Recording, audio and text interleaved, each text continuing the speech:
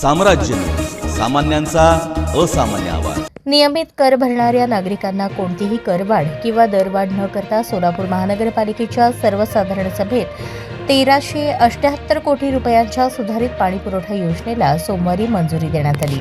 शहरात दररोज समतोल आणि अखंड पाणीपुरवठा करण्याच्या दृष्टीने हे महत्त्वाचे पाऊल असल्याचे महापौर विनायक कोंडाल यांनी सांगितले।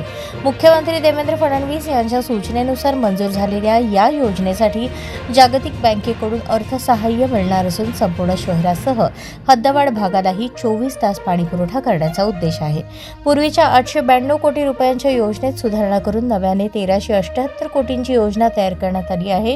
या योजनेत 150 MLD क्षमतेचे जलशुद्धीकरण केंद्र, 77.8 किलोमीटर लांबीची जलवाहिनी, 10 मास्टर बॅलन्सिंग रिझर्वायर आणि 30 उंच जलकुंभ उभारण्याचे नियोजन आहे।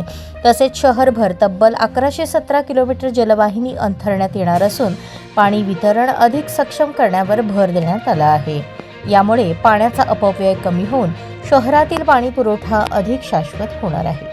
योजनेअंतर्गत सुमारे 2,48,000 मिळकतींना पाण्याचे मीटर बसवण्यात येणार असून नागरिकांनी जितका वापर केला तितकाच प्रमाणात बिल आकारले जाणार आहे। मुख्यमंत्री देवेंद्र फडणवीस आणि पालकमंत्री जयकुमार गोरे यांच्या प्रयत्नांमुळे ही महत्त्वाकांक्षी योजना साकारत असल्याचे महापौर कोंडाल यांनी नमूद केले। पुढील 40 वर्षांचा शहर विस्तार लक्षात घेऊन तयार करण्यात आलेली ही योजना सोलापूरच्या पाणी प्रश्नावर दीर्घकालीन उपाय ठरणार असल्याची अपेक्षा व्यक्त केली जात आहे।